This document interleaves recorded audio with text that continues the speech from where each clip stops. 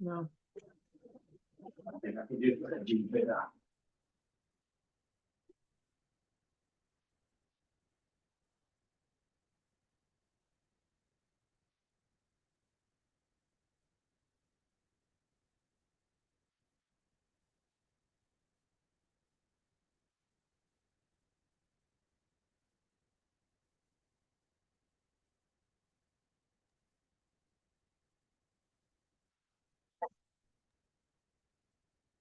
See that okay? Yeah, I can see it, Aaron. Thank you.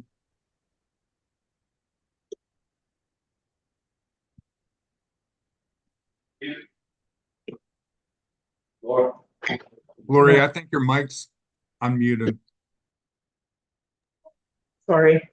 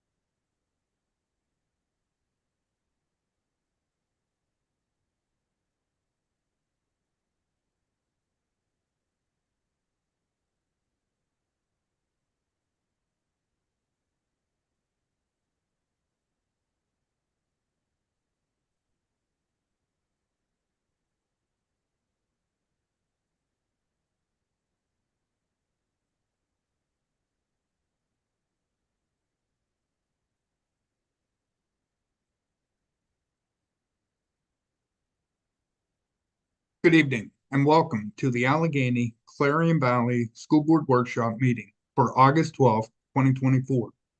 The AC Valley workshops are conducted virtually, and the link to access the workshop is always posted at the acvsd.org website. During the workshop, I'll do my best to provide as much information and answer questions from the school board for the voting meeting on Monday, August 19th. During the meeting, please feel free to jump in and ask questions or make comments at any time. And as a friendly reminder, please keep your mic off until you want to speak. And at this time, I will turn it over to Madam Secretary. Could you please conduct the roll call? Clifford Adams, Here. Patty Anderson, Here. Carrie Armagost, Here. John Burke, Here. Brady Fight, Here. Diane Page, Here. Jeff Powell, Eric Sundling, Here. Kelly Tuberliger. Here. Thank you, Tammy. At this time, we don't have anybody on the agenda for public participation, but I do want to make note that we did hear from a group of community members about the football field, and later on in the agenda, you will see that we will be reestablishing the football field committee, and we've got a couple volunteers from the school board, the community, and the school district. And with all that being said, we will move down into presentations. And this evening, we do have Mr. Nathan Maines, who's from PSBA, and he's here to present information to Brady Fight for the international trip that he took with PSBA. David, thank you so much, and appreciate you giving me just a minute or two on your agenda. Hopefully everybody can hear me okay. Yes. Good. I hope all of you know by now about the program that PSBA launched this year. It was our pilot program as an exchange with educators in Western Germany, an opportunity to examine their system and hopefully through these dialogues and through a visit to some of their facilities and meeting with some of their team, an opportunity to bring back to school districts across Pennsylvania some practices that are working there and frankly to share with them some of the things that make Pennsylvania public schools so effective. As a part of that, we were fortunate in April to take a small team of people selected from across the state to Germany over the course of about 5 days. They were hectic days, I can tell you. Meet with everything from federal, state, and local educational officials with the German government, tour and talk with educators, administrators, and folks responsible at all different levels for their education system, tour businesses that work with them closely on workforce development programs, and the list goes on. One of the attendees that was selected, and it was a competitive process, is from your district, and as you mentioned, it's Brady Fight. And Brady, I hope you're on. I can't see you. I'm here, thank you. There he is. Brady was one of our key folks to attend, and I hope, and I'm pretty sure by now, he has probably shared more than some of you want to hear about Germany. But the goal has been and will continue to be to really bring that knowledge back to districts. Brady and the team have done everything from these online meetings prior to the trip, through the trip, and now actually are working through presentations locally and at various conferences and other opportunities. And we've had such success, we are in the process of announcing shortly, I hope, a continuation of the program to bring more folks together to have these ongoing dialogues and to exchange ideas. And so I really wanted to join you all just very briefly tonight to recognize Brady's participation, to thank him. It was a big commitment, continues to be a commitment of his time and his talents and his energies. To thank you all for your support of him. And Brady, we're going to ship out to you because I couldn't be there tonight, but a recognition certificate that says this recognizes Brady Fight for service benefiting Pennsylvania public education as a member of the inaugural Germany International Education Study Program, April 2024. On behalf of the PSBA Trust Institute. So again, thank you so much to Brady. Thank you all for giving me a couple of minutes of your time tonight to be able to recognize his service both locally and to PSBA. Thank you, Nathan. We appreciate you joining us this evening. Absolutely. Thank you, Nathan, for the opportunity. Definitely a once-in-a-lifetime experience, and gained some valuable knowledge and made some really great connections professionally and personally there. And I can't wait to share more at the fall conference. Sounds great. Hopefully we'll see you and a bunch of other of your fellow board members there in October. All right, sounds good. Thank you so much. Thank you very much. Take care, Nathan. Moving down through the agenda, as you can see, we do have a presentation next Monday with the AC Valley staff members who are supporting the Western Secure Treatment Unit with the education program. There's a lot of agenda items attached to the school board agenda this evening. I'm going to touch base on them, but we do have a group of internal staff members who are supporting a correction education facility located within the boundaries of the district. And I'll get more into the job descriptions and wage increase motions and provide a little bit more feedback as we work through. But just keep in mind that next Monday, we will have a number of staff members coming in just to talk a little bit about their roles and responsibilities, and everything associated with the opening of a correction facility up in 12 Dakota Drive. So moving down through, I'll open it up to see if there are any board concerns that we can address this evening.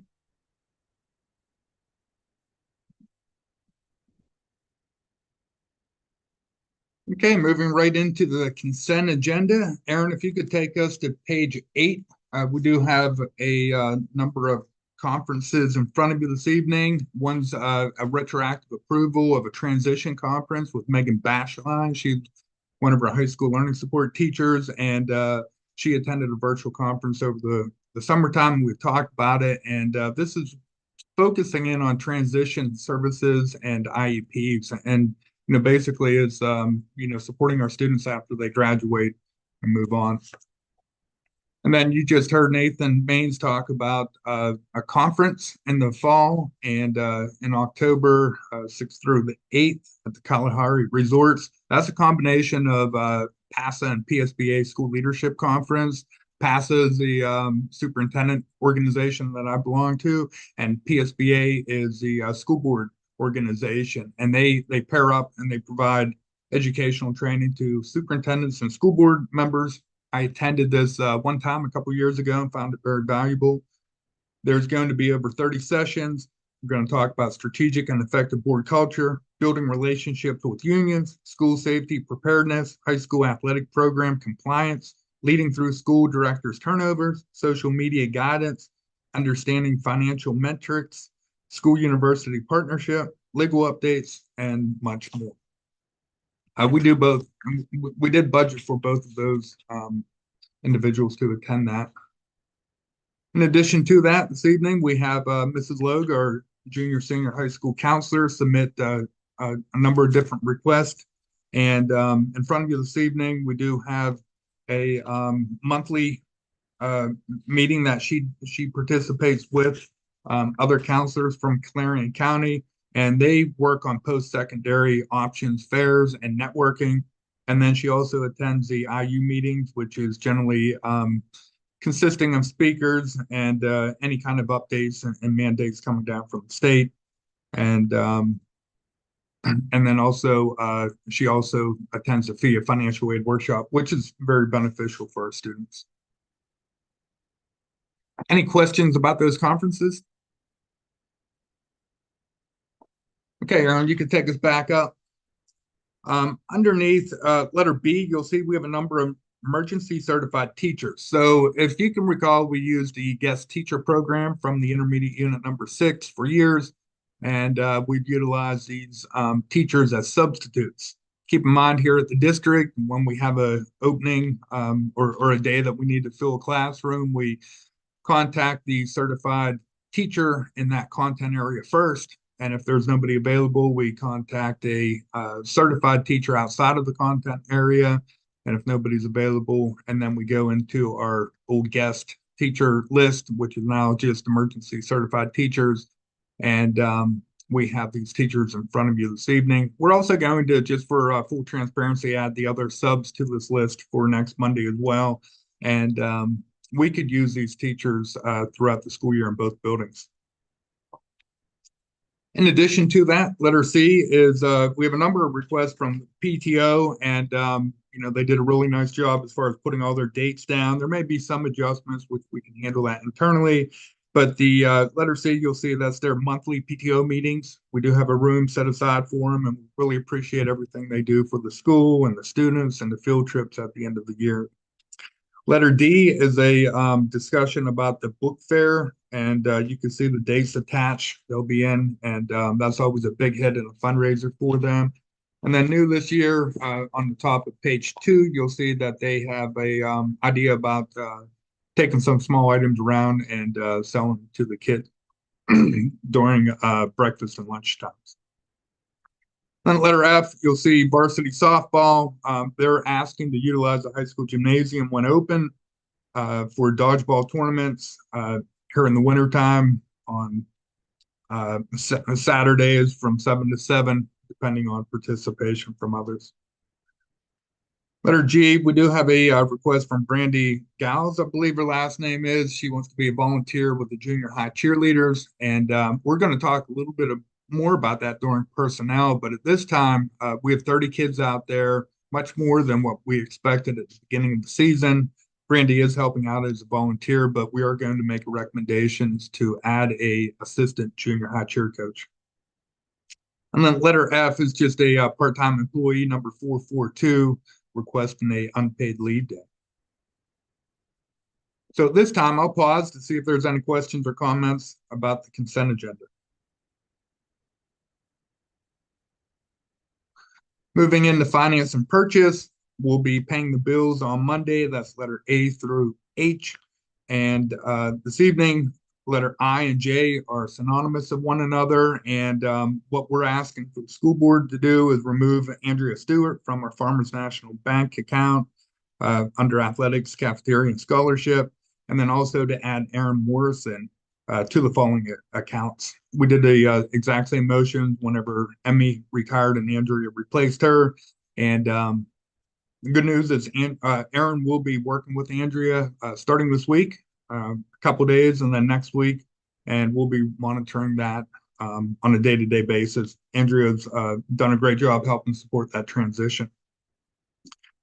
And then finally, under finance and purchase, we do have a discussion about reappointing Mark Turnley. He's our auditor. He does a regular audit and a single audit.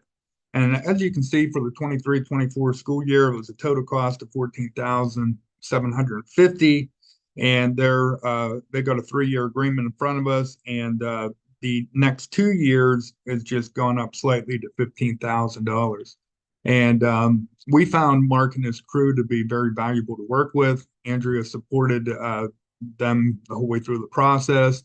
And the good thing is, as Aaron's coming in, her old school district used the same firm. So she's familiar with their mechanics of the audit. So we are, from the district office, highly recommending that we continue our relationship with Mark Turner. I have a question, just a protocol question about audits and turning over between staff. Do you audit between hiring new staff? Like, when you have a person that leaves mid, not, it's the end of our year, but like would that stuff be filed for audit before the new person takes over? It's just a protocol question. I'm not questioning anything, trust me. Yeah, we don't have anything in place for that right now. We will contact Mark Turnley to let him know that Aaron will be taking over, and we'll approve Andrea's last day next month retroactively. So we'll have that switch and transition right there. Since I've been here, we've only had one other transition with the business manager, and we brought Andrea in to work with Emmy throughout the school year. Right. That's what I didn't know if that was like a standard procedure to do it when somebody resigns or retires or not. I'm not sure. What I do know, Patty, is we're part of the PASBO membership, and that's for the business managers organization, both Andrea and Aaron. And I've been working with their leadership team to make this transition. So we'll continue to have that discussion to make sure that we cross our T's and dot all the I's and make the transition. Okay. It is Thank- not, Patty. I can answer that. That is not something that we do typically. Okay. Thank you. Thanks, Patty. Okay, moving down into personnel, we do have a number of items in front of you this evening. Starting off, we don't have a principal up at the Western Secure Treatment Unit. So just for auditing purposes and reporting and such, I have been taking the lead. I've been up there since the middle of June. We did start up the school year August 1st. We're up and running. Everything seems to be going really good. The only difficulty I have right now is just splitting my time between the two programs. I can say that we have a great group of teachers, and the supporting rite of passage staff are superb as well. So collectively as a group, we're working to have the school year up and running. Currently, we have 42 students, and it sounds as if we're going to max out at 48, at least for the immediate future. And With that being said, we still have some positions that need to be filled up there. The magnitude of that work just continues to grow, but we're up and running. A question on that one as well. On those students, the 42 and the hopefully projection to 48, are they still matching to get the school districts to cover those students?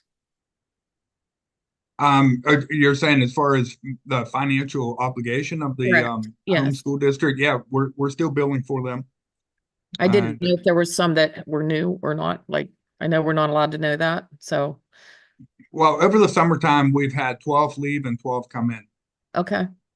And that's a pretty consistent basis, and that's what requires a lot of work because unfortunately, it's difficult getting the records, finding the home school district, providing adequate education to the students, providing special education support. So we have a really good team together that's meeting those needs right now, and we continue to work with those students and the staff members out there. Great. Thank you. Sure. Letter B is to advertise for a long-term sub for a school counselor who will be out on FMLA leave. And then letter C, we do make a recommendation this evening to add one full-time one-to-one aide and to replace a resigning aide. And you'll see a little bit later on in the agenda that Angie Redmond will be resigning from her current post. Due to the needs that we have in the elementary school and the incoming group of students, the special education department is in need of continued support for our students. And then since we have been talking about the West 2 program, just wanted to jump into the job descriptions that I've most recently updated. And I've just added a bit of a blurb into each one of those. And I'd like to just start off talking about why we're involved with this program.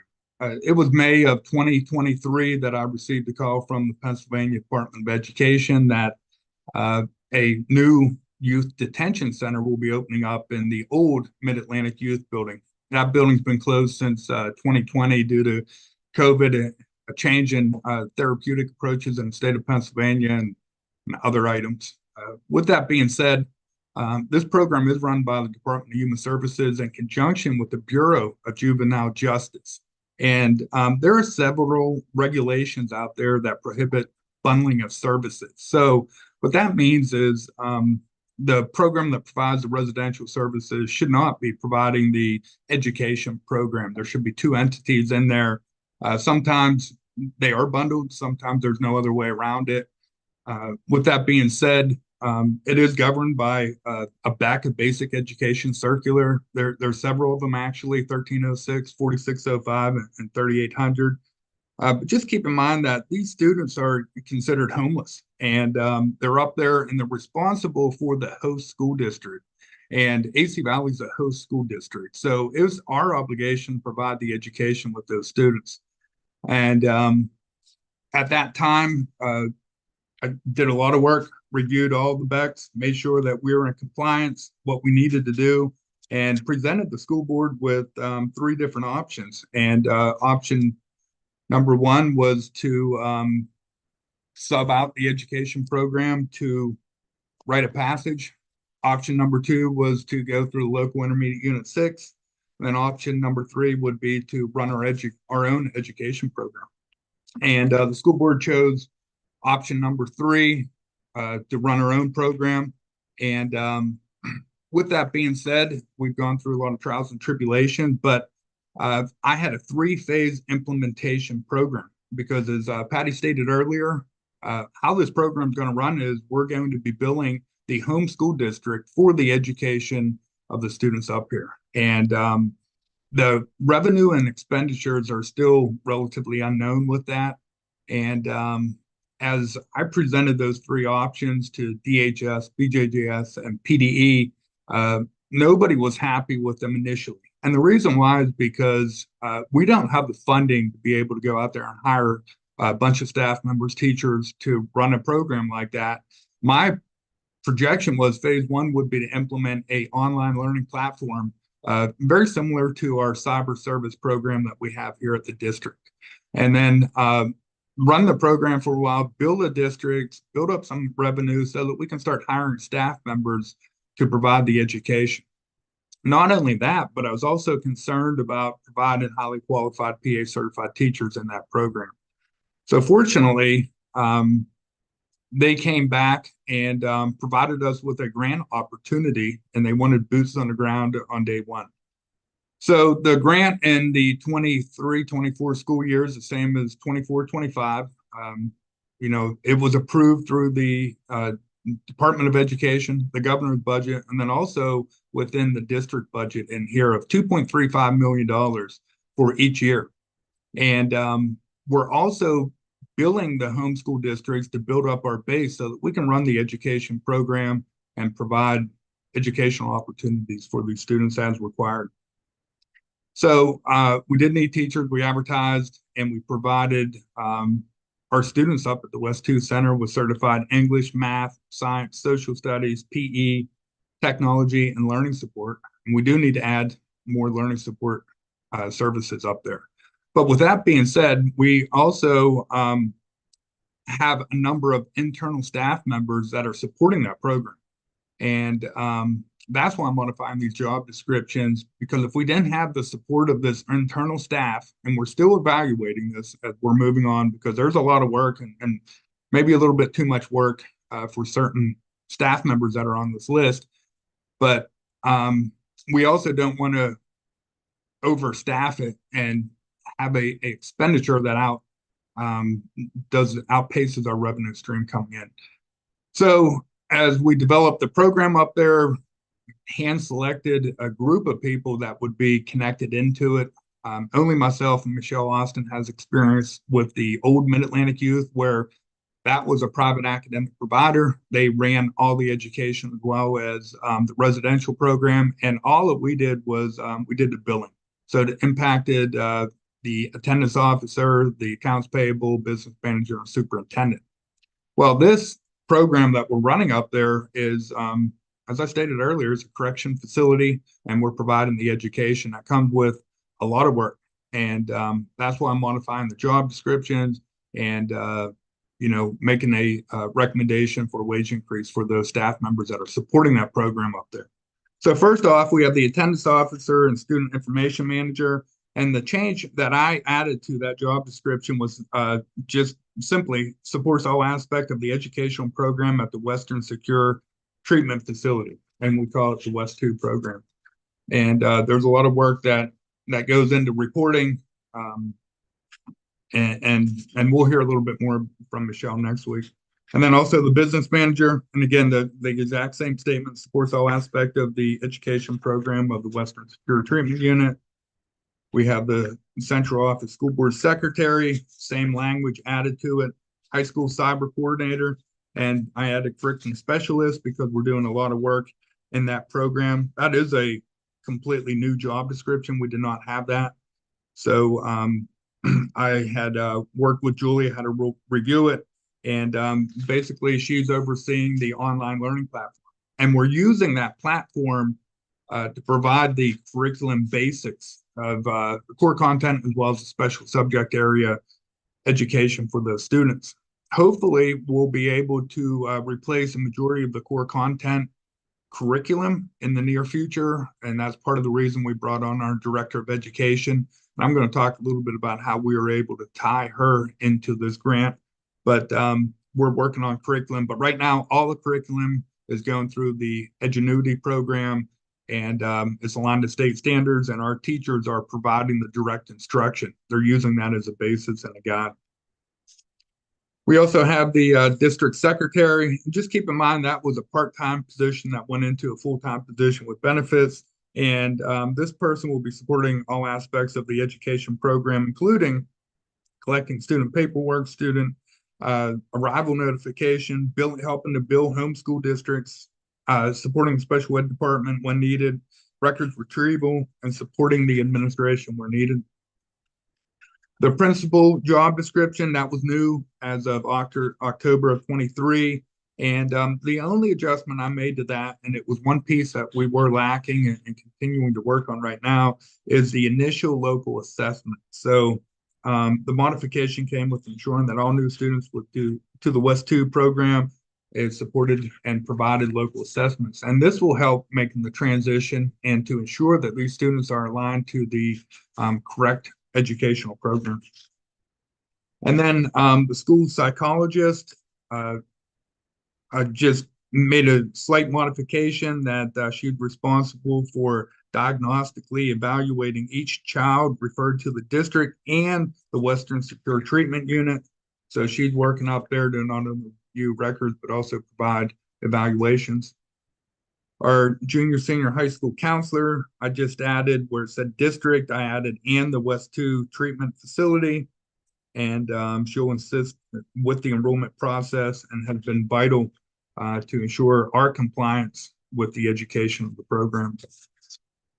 The superintendent, I removed a professional development chairperson as I had taken it over the last 4 or 5 years, and that has been added to the principal job description up there. And we did that strategically to ensure that the West 2 teachers and the administration's not on an island up there and not part of the team down here. So the principal, once we get that person hired on, will be spearheading all the in-service days and Act 80 days for the West 2 teachers as well as the AC Valley teachers. And then I added to this job description that provides administrative leadership at the Western Secure Treatment Unit. And then we also modified the superintendent secretary and accounts payable and just provides accounting it provides accounts payable and the focus program and support to the Western Secure Treatment Unit and complete other tasks assigned by the superintendent. And just keep in mind that Courtney also does our focus program. And what that is our online gradebook program. So she's helping to support that program and is a very valuable member to the team as well.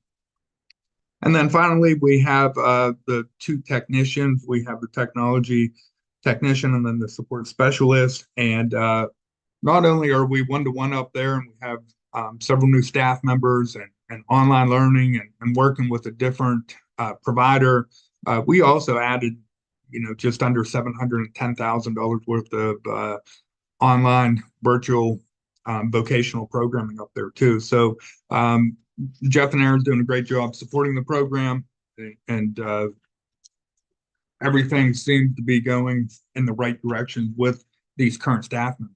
And not only did we look at the staffing strategically, but also financially.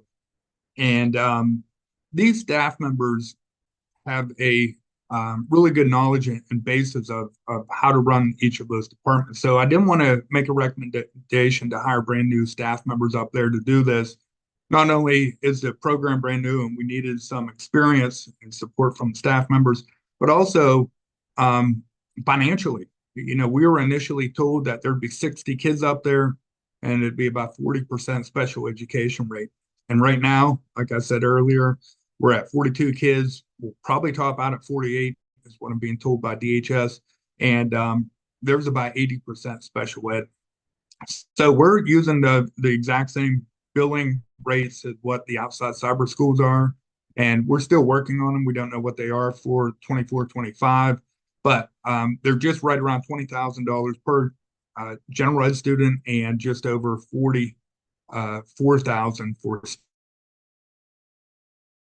our base. And I just wanted to secure those modified job descriptions in front of the school. On to other really important related items. I'll open it up, see if there's any questions about the job descriptions or the West 2 program. Sure. So I know last year, David, you were really good about sending us time information about how each employee is splitting their time between West 2 and AC Valley. And it was pretty clear that there were some individuals who went way above and beyond, were putting in, a lot of time at the West 2 facility, and others were hardly putting in a couple hours a week there. So I just want to make sure moving forward for this year, since we're going to be renewing these, that the individuals are either A, putting in the time needed there, so everybody is sort of equal there, or B, we need to adjust the percentage of what they're being paid as a stipend for the work there. Okay, yeah, we're still collecting that information and have been sharing that timestamp with the school board as far as the amount of time that everybody's putting into it. It does vary There's different And- positions, like I said earlier, I don't think we're ready to start adding positions because we're not really sure about that revenue stream coming in. But I think as far as getting through year 2 with that grants that's been submitted, and just keep in mind that we could talk a little bit more about it when we get to it, but that wage increase is tied into 50% of those salary and benefits for all these staff members. And the reason why that was developed and approved through PDE is, I made the argument that the work that's coming in from there would impact 30% of our day. And for example, the agenda, the agenda that we put together this evening, there's a lot of work that went into it that was not only for the district, but also for West 2, but also 20% additional work, and we have a lot of staff members spending a lot of time up there. So to your point, I agree, we may have to add some additional staff, but until we figure out what that revenue stream looks like coming in, I hesitate to start adding staff members up there, because that could really start expanding on the overall cost of it. And not that we're aiming to make a bunch of money out of the program, but what we do not want to do is go into the red and cost money to run that program up there, because the needs are great. Oh, no, absolutely. I agree. I don't think we're at the point yet to start adding staff members there. I just want to make sure that, things are being fair there, because some staff members, as you know, are putting in a ton of extra time there, and others are just barely putting in hours, sometimes not even hitting any hours a week. So I just want to make sure everything is fair. And I understand this is still a learning process and we're still in the early stages of it. I just want to make sure that we're, setting a good foundation here to move forward on, and people are getting paid justly for what work they're putting in. Yeah, I appreciate that and concur with that as well. And I kind of liken these wage increases to, other stipends that we do within the district, and, I was thinking over the weekend, our federal programs coordinator, we provide that full-time employee with a wage increase to do that specific work. Just keep in mind this corrections work up here is very difficult. And, I'd done some research into not only what it takes to run a program like that, but also what it takes to support staff members. And, just keep in mind that not only do we have staff members down here that has taken on additional responsibilities and are being compensated for that, but also those teachers up at the West 2 program, we provided them with an $8,000 signing wage increase, not only to attract, but also to retain those teachers up there.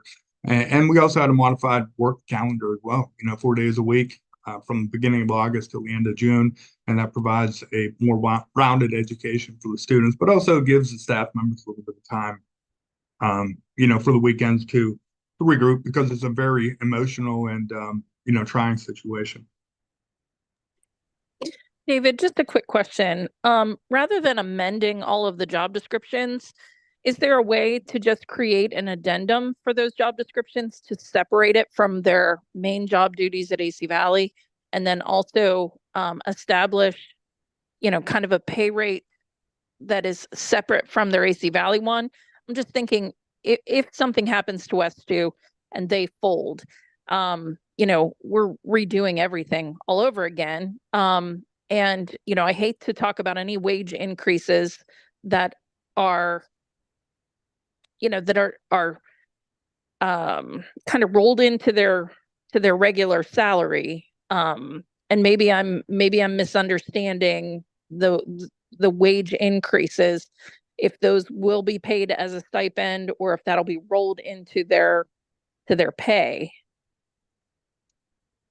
As far as an addendum to the job description, we could do that. I didn't think about that. I just went in and made the change to the job description because that's the only way I thought we'd tackle it. Because not only are we, ensuring through the job descriptions that the work's being covered, I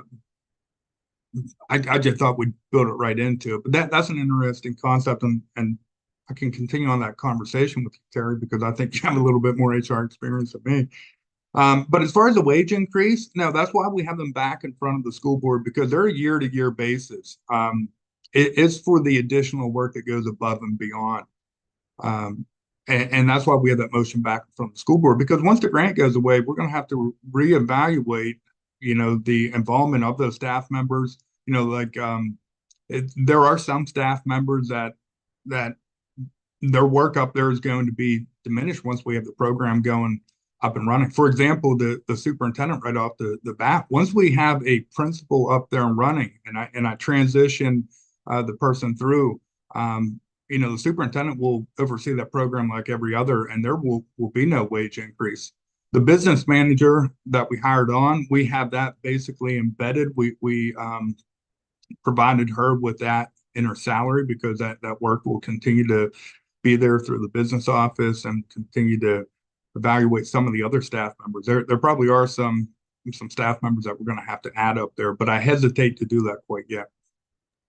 My only concern, David, is not necessarily that work isn't being done at West 2, but rolling everything into one. I want to make sure that, especially for some staff members who are spending a lot of time at West 2, and I know just recently someone has made the comment to me about the amount of time that one particular staff member has spent up there and has not been available at AC Valley. My concern is, are the job duties still being done to meet expectations at AC Valley? So, it's fine to give a wage increase for the increased amount of work from West 2, as long as we're making sure that the work at AC Valley is the primary, that's their primary job, and that's being met to our expectations. Does that make sense? Yeah, it does. And that is something that I'm cognizant about and sympathetic as well, because I do understand that this is home down here, and that's our new program up there. And it's something that I'd like to monitor, because we got started at the end of November last year. We started with 12 kids. We added 1 kid per week. We're at 42. I think I'd have a better, or we, as we move into budget season in the spring of the school year, have a better idea of what it looks like as far as the support of these staff members, and maybe the removal of their support and just adding some staff up there, because there are certain positions that require a lot of work up there. And Carrie, if you have an addendum of sorts that you can share with me, I could go back and make the adjustments to these job descriptions. I'd just like to see that and continue to work with you on that one. Can I ask a question about these job descriptions? Sure. I just want to make sure that whatever we do does not jeopardize the grant funding that we're getting. And I don't know if it makes any difference if it's written into the job description or it's an addendum, but we have to remember that 50% of their salary is being paid by this grant, and I don't want to jeopardize that. Yeah, you make a good point, Kelly. I think that's going to be just strictly up to local control, how we make that, whether we just add that sentence in there. And again, if we don't want to add the addendum, we can remove the sentence at any time and reapprove the job description without the support of the West 2 program. And Kelly, you do make a good point. And I had Andrea run the numbers. We have a savings here to the district and the local taxpayers of $824,500 with these staff members that are in front of you. And just keep that in mind too, that we had the $2.35 million that came in to pay for the other staff members and all the technology that was supported up there, not only last school year, but also this school year. And that's just a really good base for our financial situation here at the district.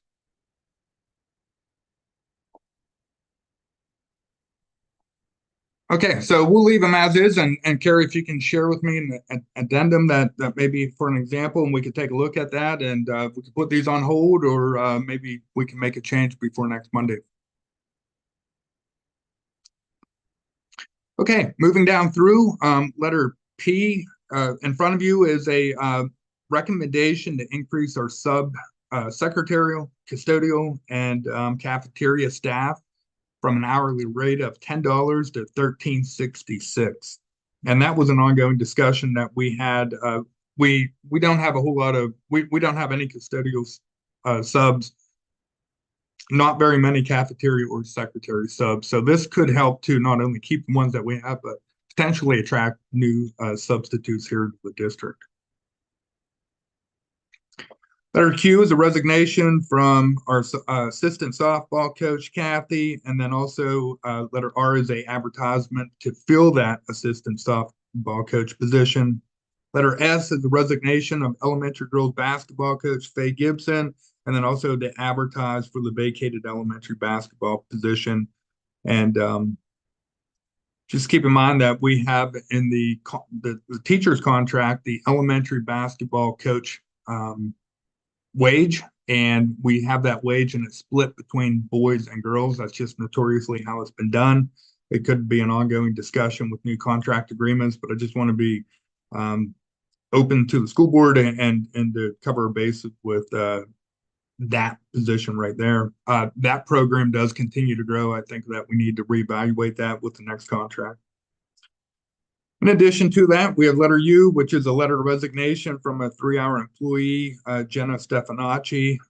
Jenna is a local college student, AC Valley grad, wonderful young lady, but with her schedule, just can't keep her down here for the semester. So, we're going to have to be advertising to fill that part-time position. And then also, sadly, Darren Schmoll had to resign due to employment concerns over the summertime. So we'll have to accept his resignation and also post that 3.5 position as well. Both good employees that are moving on. And then also equally as good employees, Angie Redmond, she's resigning of her full-time 1-to-1 child-specific aid position. Then on the top of 4, since we are the host for cheerleading, we are making a recommendation to hire Emma Fox, who was the coach over at Union in years past, as an assistant varsity cheer coach at $1,493. And then also, I alluded to this earlier, but we do have 30 kids at the junior high cheer program, which is a wonderful problem to have, but due to safety concerns, it's just too much for one person. And I did talk to the varsity cheer coach about this situation, and we had talked about transportation at a joint co-op athletic committee meeting, but we didn't talk about specifically adding a cheer coach, and that's something that needs to be done at this particular time. So that's a recommendation from not only the varsity cheer coach, who I respect very much, but also the administrative team at both schools. And then we also have Ross Moser down as junior high golf coach, and we're just still trying to figure out what that base salary is with no experience. So we'll have that on there for Monday the 19th. I know we covered a lot during personnel. I'll take a pause right now and see if there's any questions that I can help clarify.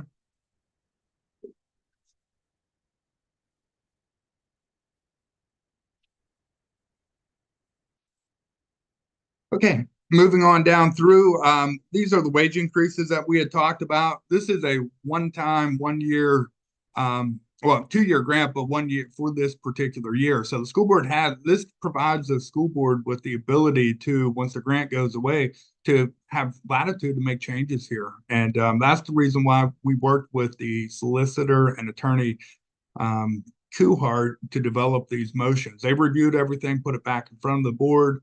I'd like to be fully transparent to let you know that this is all grant money written for the West 2 program. And I just wanted to share with a little bit of information about the correction program before we break into each individual motion. Before I came to AC Valley, I had 10 years of alternative education experience, which greatly helped my leadership here at the district run that program up there. But the students that I worked with were at risk and minor law violations, truancy, whatever it may be, and some were adjudicated. But these students are corrections students, so they've been court placed up there. That they come in shackles and they leave in shackles, and they're governed by not only the 1306 regs, 4605, but a 3800 regulation. And that doesn't permit them to go to the local school district. And the reason why is because of their offenses and the work that goes into educating them therapeutically, but also, cognitively, as well as social and emotional up there at the district. And it's tough to staff programs like that. And I see it with our partners, Rite of Passage. They do a wonderful job. They're fully staffed up there, but they have a lot of turnover. And as we dove into this program, I really wanted to focus in on our staff members and try to focus in on what's going to sustain our workforce. And this is the exact same group of people that had been working up there from last year.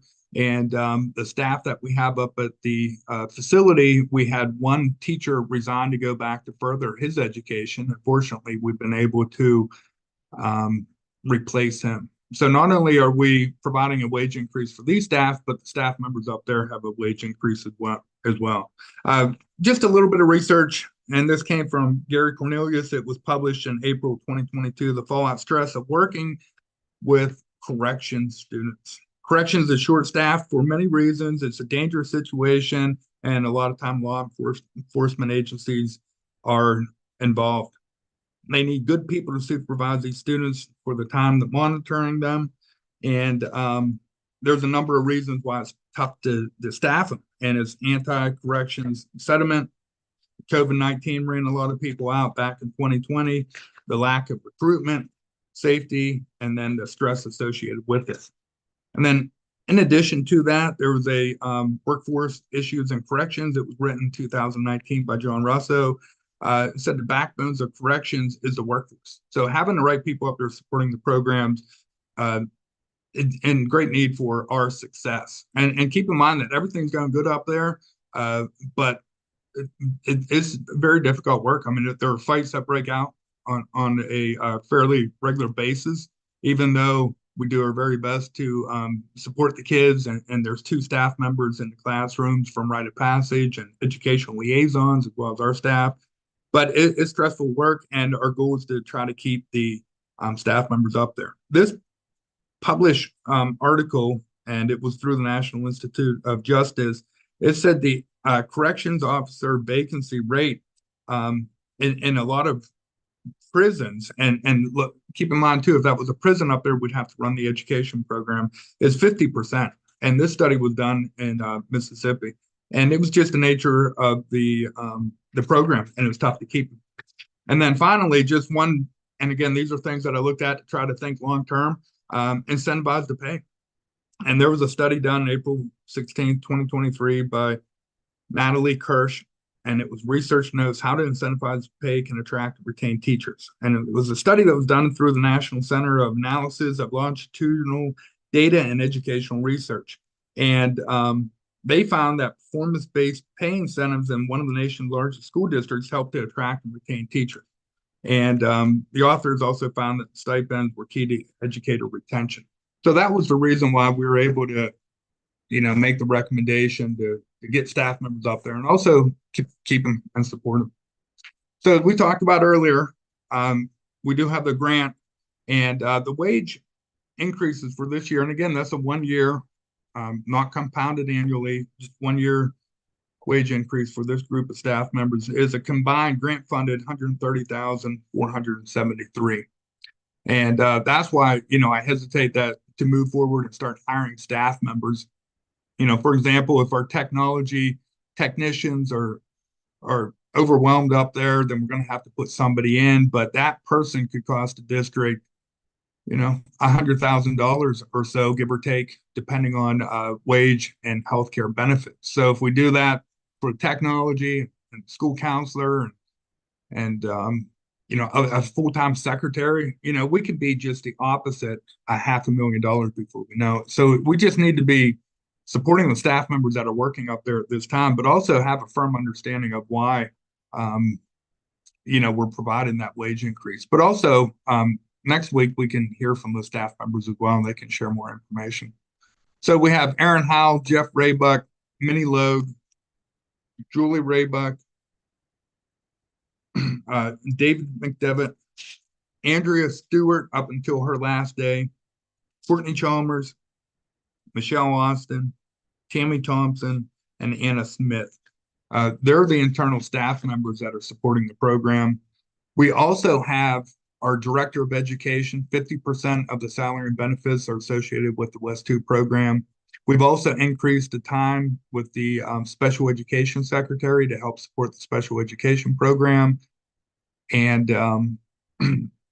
we're in need of a special ed teacher up there as well. So that's the overall program and how we're spending that money. Just keep in mind that we do have additional supply money and technology money for this year's grant that we can continue to add with the program. And I think I'll just open it up right now if there's any other questions or comments associated with all those personnel items.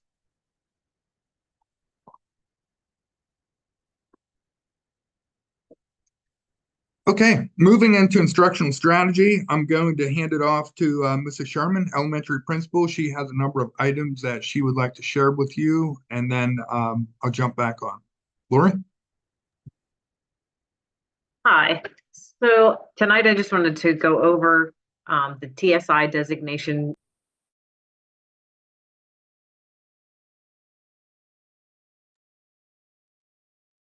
I think you muted yourself, Lori.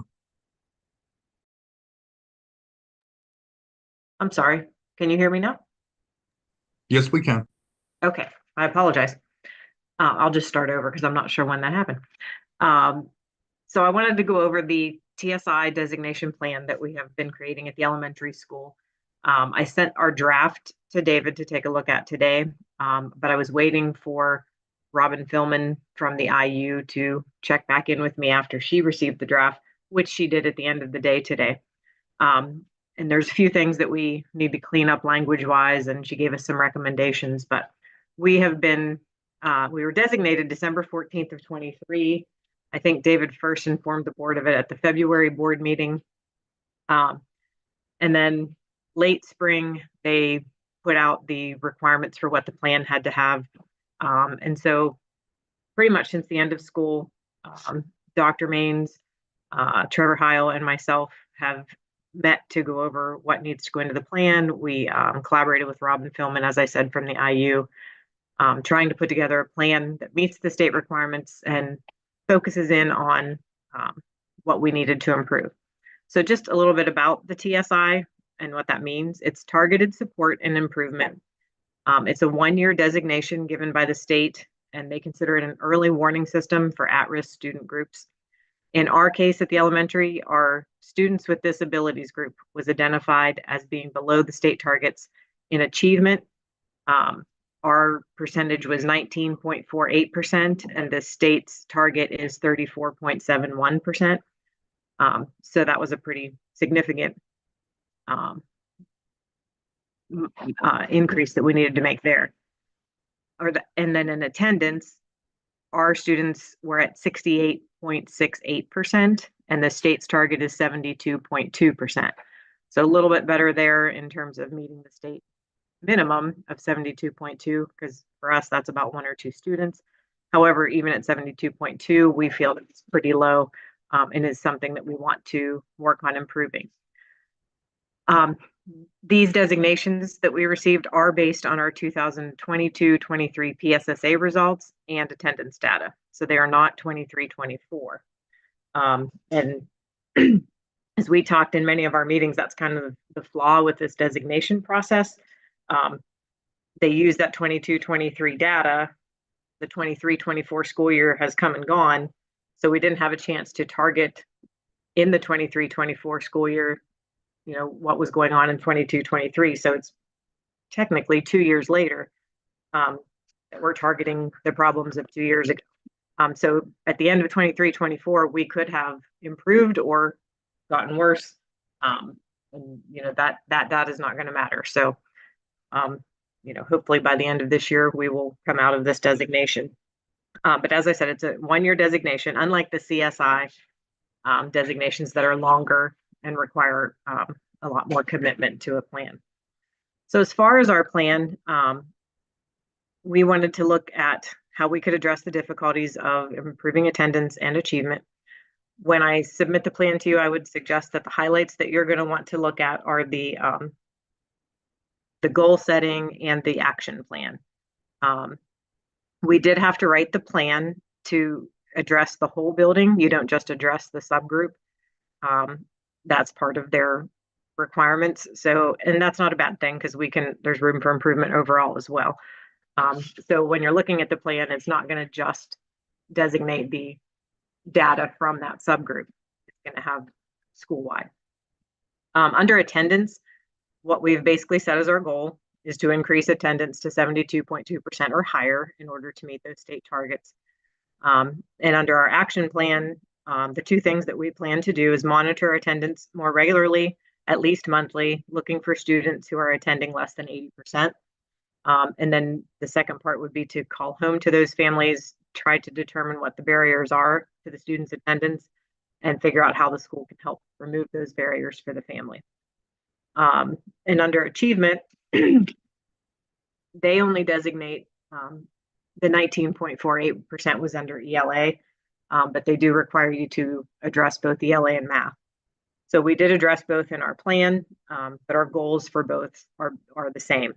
And that was to align our curriculum and provide pacing guides for teachers in grades K to 6 to ensure effective and efficient instruction in Tier 1. And then progress monitor students regularly to ensure instructional goals are being reached. Then in our action plan, we have already completed part of that. The K to 3 curriculum alignment and pacing guides were created last year and distributed at the end of the year to the teachers in those grades. And then the MTSS committee's focus this year will be to do the same for grades 4 through 6. The teachers in each community, we've also addressed some of these needs in scheduling. They were given common preps this year. Prior, we had common preps within a single grade level. This year, 1, 2, 3, 4, and 5, 6 will have common preps all together. So the whole community will have that. And their win times in each community in the schedule this year are blocked, meaning that both grades 1, 2, 3, 4, 5, 6 have win at the same time. So that's our what I need periods. So they will have in each community a solid hour of basically all hands on deck as far as specialists and interventionists for a solid hour in that community. So within that hour, they may do a half an hour of math, half an hour of ELA. They may determine which students need ELA and which ones need math and have them go accordingly. There's been about 3 scenarios presented that we can use depending on the needs of that community. So it will be much more data driven and specific to the individual communities. And then as part of that action plan, we will also hold quarterly meetings to review the data and monitor progress as a whole. We are responsible for reporting quarterly to the state. And we've been having the quarterly meetings for the last couple of years. They will be much more data focused this year with the goal of being able to report back to the state where we are at in our plan progress. So that's the gist of what the TSI plan looks like. When I submit it and you're taking a look at it next week, it should be the final plan. It has to be submitted by September 1st. And then from there, the state will let us know if there are any corrections we need to make to it. So if there's any questions tonight, I'm happy to answer them. Or if you want to address it further next Monday after you've had a chance to see what we plan to submit to the state, we can do that as well. Lori, this is Patty. I have just a couple of questions to make sure I'm kind of on the same page. So Okay. Since you said it was TSI is building based, is the elementary the only one that's on that plan? Yes, it was just the students with disabilities in the elementary building. Okay, so since it is 2 years behind, what are the thoughts on the kids as they move up to the high school? Because potentially that concern could move up, right? So Sure. it could be to the at least the 8th grade, maybe, if they were in 6th, whenever that was identified, right? Am I interpreting incorrectly? You are, yes. Okay. And that's what we were saying, like it's a very difficult plan to write because, you know, we're trying to address things that happened 2 years ago at this point. Right. 2 school years ago. So is anyone in those I don't even know how, like, I'm trying to to think about how that would logically be addressed, perhaps. Excuse me. So I would- will say, Patty, like when they're reviewing this year for next year's TSI designations, they're not going to be tracking, it's not apples to apples. They're basically going to look at my building again and see, is my building meeting these? That's my understanding anyway. They're not following the kids, they're tracking the building. I think I agree with you that that's probably how the concept is probably happening, but to be proactive. Sorry, Yes. my tickle. I don't know why I would tickle. But anyhow, my concern is those kids as they move on, we're just passing that up. We don't want to do that. So the other piece I'm thinking about, and I can't wait to see what you're going to share with us, but I'm concerned that if we're only going to check and benchmark attendance once a month, is that enough? Well, we just put in there at least monthly. That was our minimum. Or I think our actual plan, we'll probably look at it weekly, but if there isn't anybody, you know, like in the 80% or less range, because like the first quarter, generally we don't have that situation. So we won't necessarily have to intervene right away. I guess where I was kind of going with that, is there software that helps you to kind of highlight where you might have some problems festering? You mean within the district? Yes. We use our Focus and Okay. student information system. That's where we can pull our attendance data from. So does it go down deep enough for the data to be able to say, look, this kid's on the line of being behind in terms of those percentages of attendance? Yes. And does it flag it enough that you can give a warn? I don't want to call it a warning. That sounds like a penalty. I don't want it to be a penalty. I want this to be like a proactive approach to Yeah. mentoring with the teacher, so that they can say, hey, you know, something happening, and start to dig at what might be going on to understand that. Yeah, that's why we worded it as work with the families to determine what the barriers are to the student attending and see how we can help to remove those barriers. And can I add to this, our Ed Insight program does a great job at detailing in the reports how attendance is tying into academics. Yeah, and in fact, I can set the Ed Insight, I believe, to give me alerts to attendance.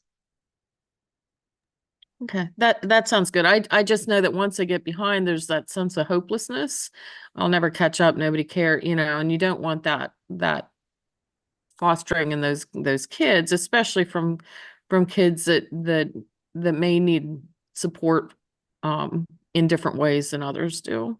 Yeah, and I can say too, we are a small enough district that I'm usually pretty aware early on, whether it's from Mrs. Austin or, you know, even my secretary, Megan Dehart, will sometimes say, hey, this kid's been absent like 3 or 4 days in a row, and they're not usually absent, or, you know, we're just small enough that we notice those things more frequently, or teachers will reach out. The student has started to miss a lot.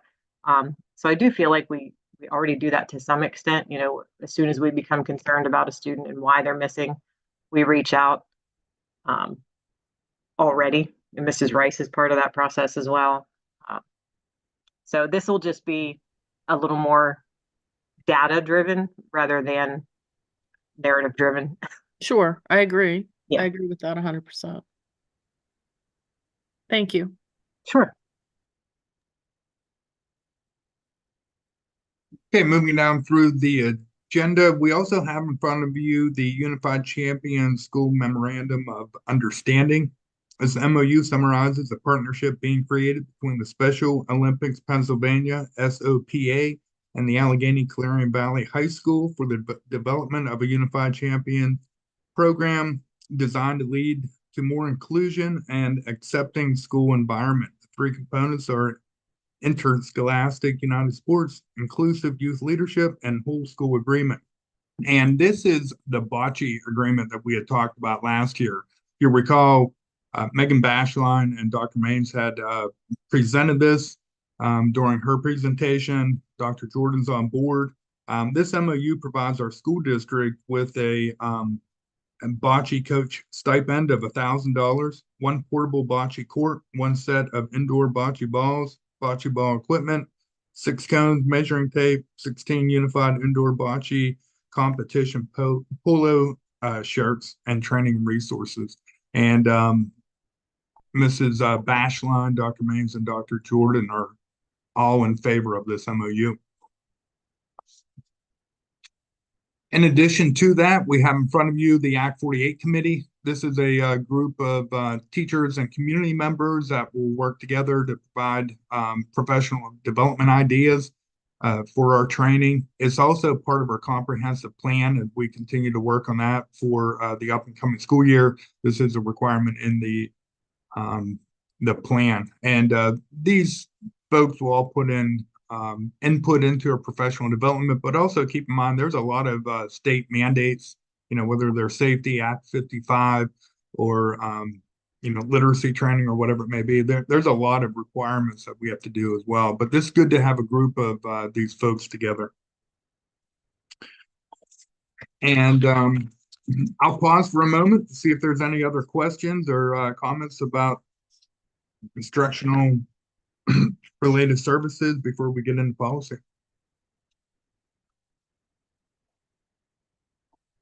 Okay, so we're going to dive right into the policy updates. Keep in mind that we heard from Nathan Maines earlier on in the workshop. Nathan's the executive director for PSBA. We are members, and the most important thing that PSBA provides to us is policy updates.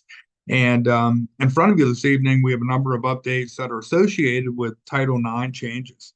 And we're notified through what's called the PNN network. That's the Policy News Network of required or recommended or mandated changes to policy.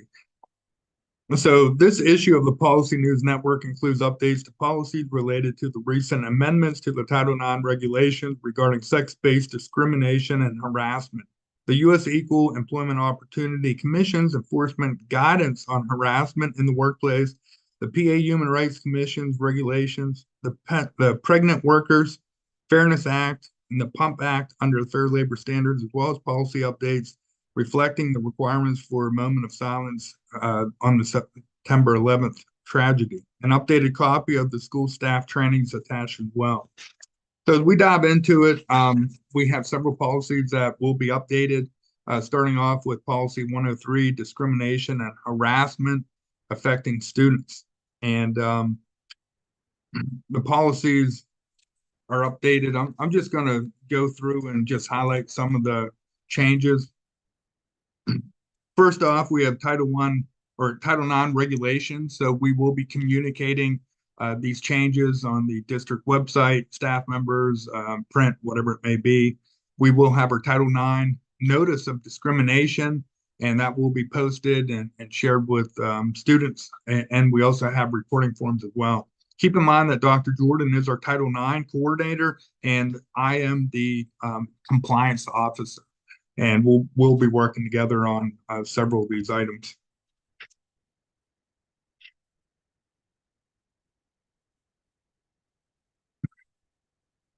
Policy 103.1, which is non-discrimination of qualified students with disabilities. I do have a special education department looking it over.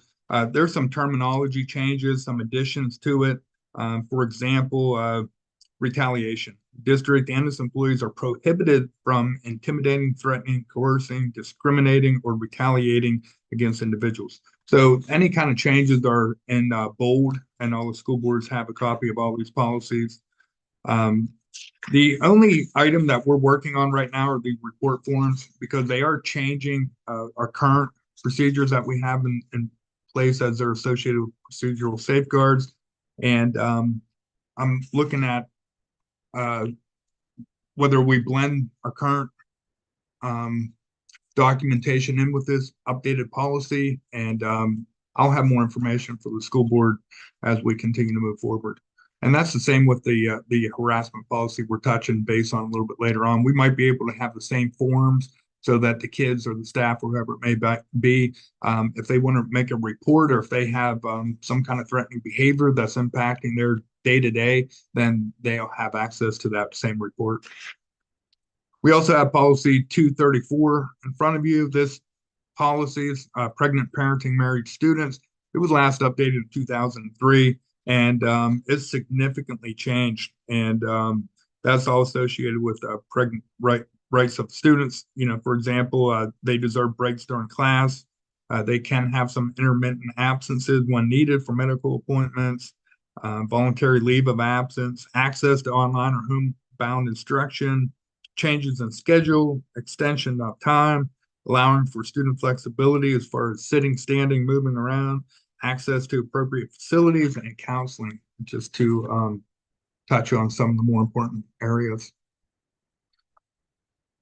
And then policy 247 is hazing, and we last updated this policy in 2021, and there's some minor language changes throughout. The one thing that we do have to present is we got to share this with our student body. So in the fall and the spring of the year, we have our lockdown drills and safety meetings with the students, and that's when Dr. Jordan, Mrs. Sherman, and myself will be presenting this policy, and again, just trying to communicate it out to make sure our kids and staff are safe. We also have policy 249, bullying and cyberbullying. It was last updated in 2022, and there's just some additional harassment language added to it. The policy, for the most part, remains the same. I did click down that bullying could be inside or outside of the school setting. And generally, we don't discipline kids that are outside on their own time. But if they're on social media that connects back into school and it causes a substantial disruption within the district, then we're going to hold students accountable for it. Bullying, no students are supposed to be bullying others. And if the bullying rises to the case where it impacts day-to-day activity and education of students, we're going to do our very best to put a stop to it. And then also at the end of the year, I present a school safety and security incident report, and this bullying policy has to be attached to it, and then reporting the number of bullying incidents associated with it. And then also any kind of consequences for violation. And, you know, that could result in counseling, parent conferences, loss of school privileges, exclusion from school, detention, suspension, expulsion, and referral to law enforcement. In addition, we have policy 252 in front of you. That's dating violence. It was last updated in 2020, and just had harassment added to it. And you know, discrimination stays the same, and it moves on down through. And again, it has reporting attachments as well. I just want to do a little bit more work on those attachments, and if we can make them all a single attachment or attachments in plural, but they could be used for the different policies, I feel that could be more efficient for our students and our staff.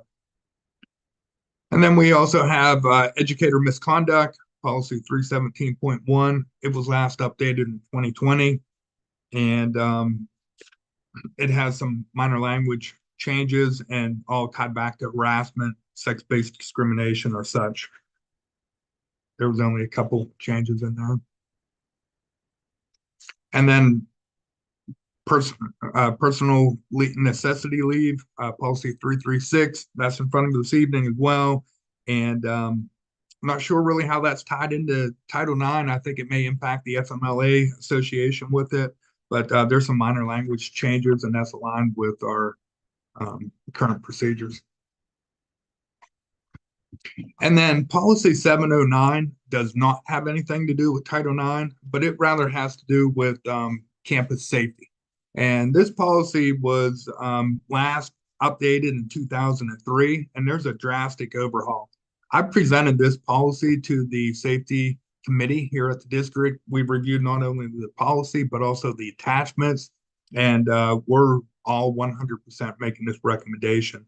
And this will only ensure better safety and security here on campus, and also transparency with that, because we do have cameras throughout the district, and you know, they help to monitor the safety. I mean, they're not the end all be all by any means, but it talks a lot about the cameras being monitored, and then also the communication piece of that. And then there's also a attachment 709 AG district security.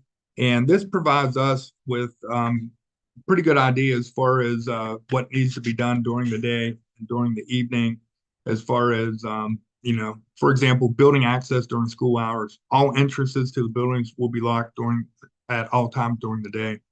Tardy students and visitors must use the front entrance of the building. And it just puts our policies and our practice in place right now. There's also a piece in here about building keys.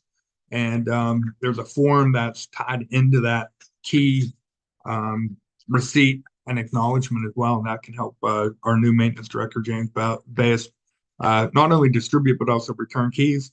And then we also have a 709 AG 1 attachment to this policy, and it's the security inspection report. Keep in mind that the safety committee does a walkthrough campus once a year. And we've used a general form in the past, but this one is tailor-made to the district, and it's something that we will be adopting and utilizing.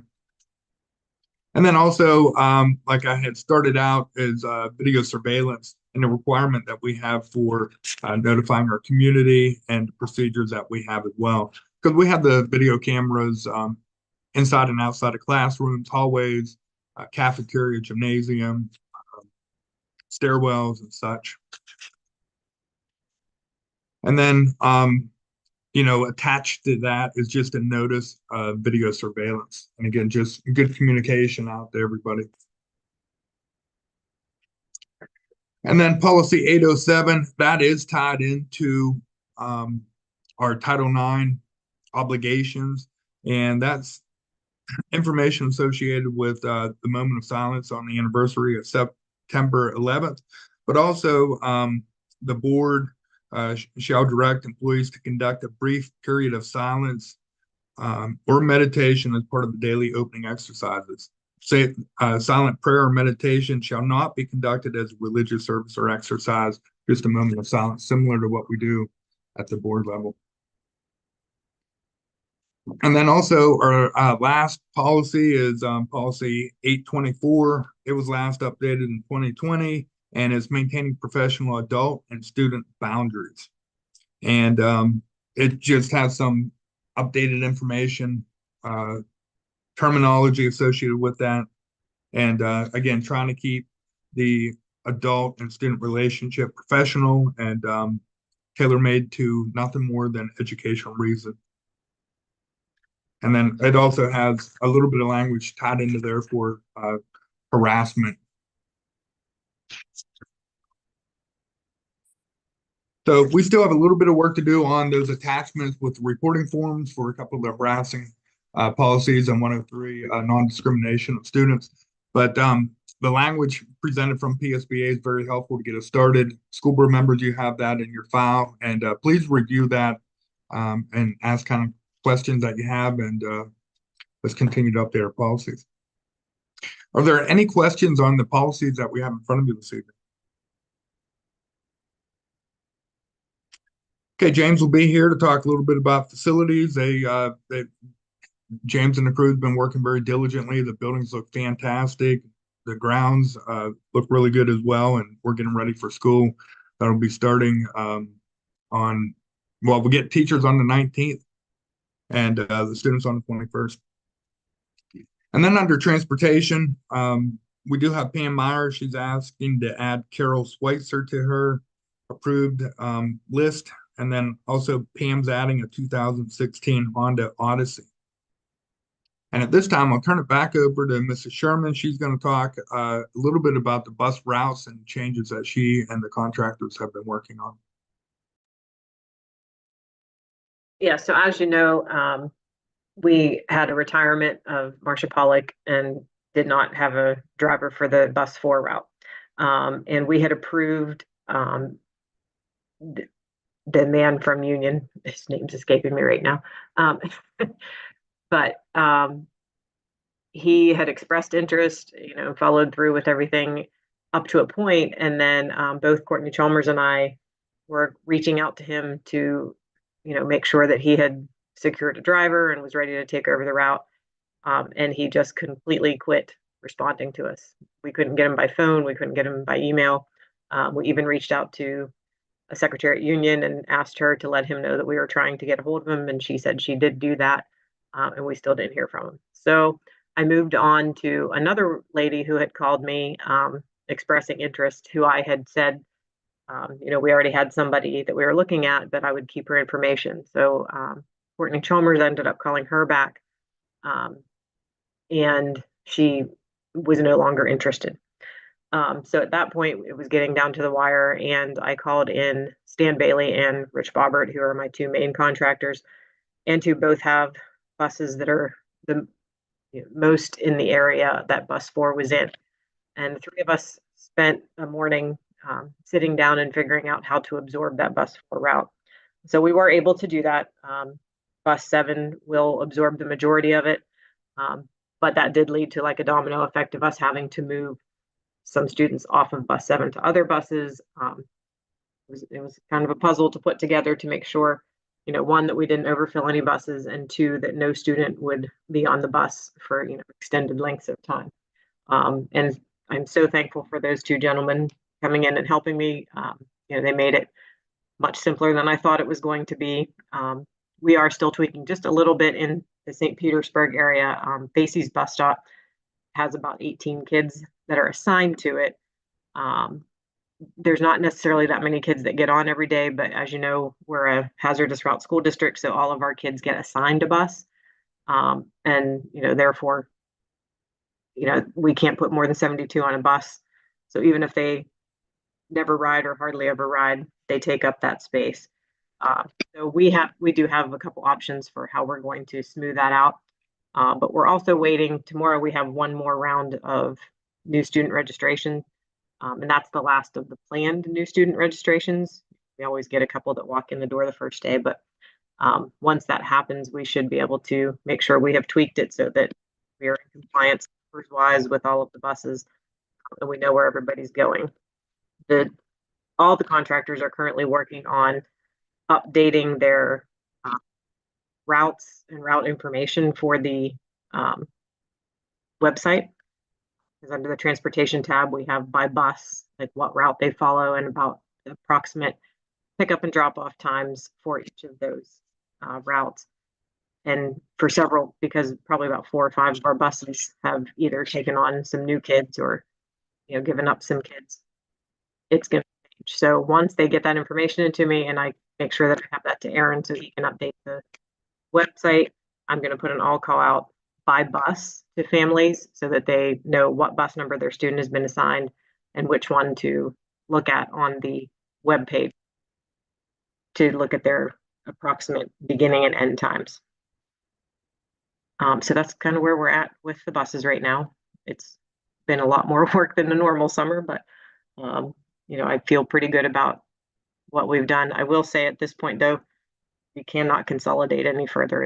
It just wouldn't be feasible. In continuing the way that we are, we'd have to come up with some other creative way of assigning transportation if we were to lose any other routes.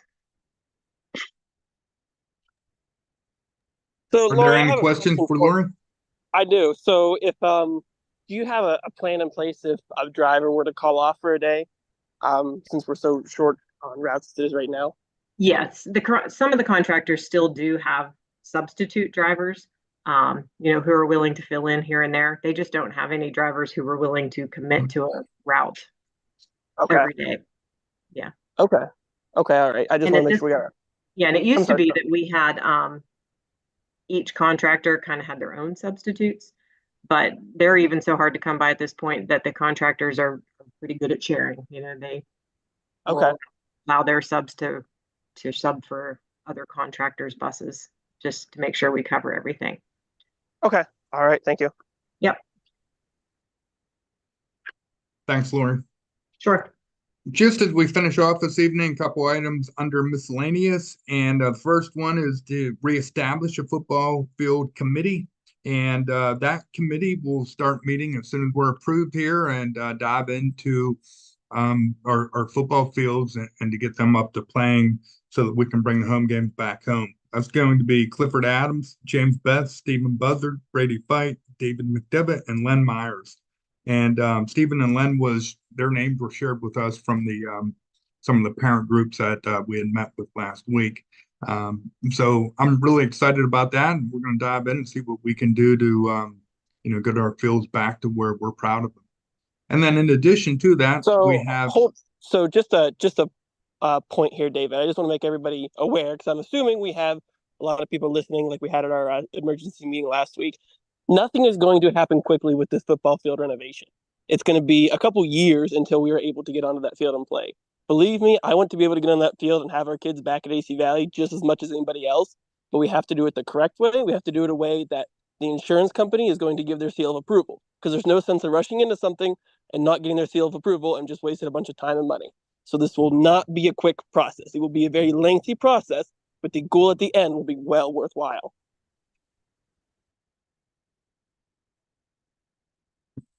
Thank you, Brady. Anybody else? And then in addition to that, we have not had a facilities committee, and which, the transition from Mark Milford to James Best, school board thought it would be a good time to develop a facilities committee. So we'll be working with the school board to see who wants to sit on that and how that ties into the football field committee and our finance committee and everything else that we have going on.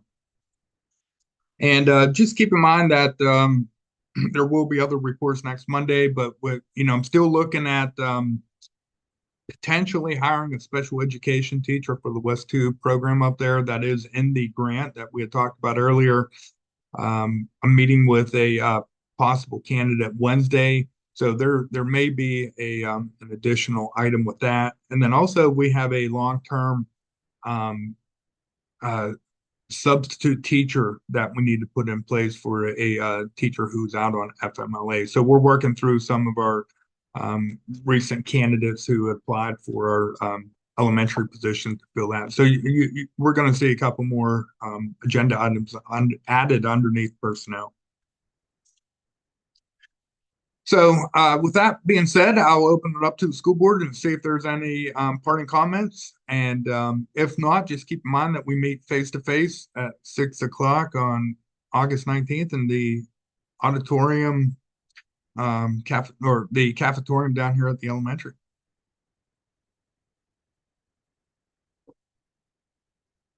Okay, hearing none, we'll go ahead and conclude the meeting, and I do appreciate everybody's participation this evening.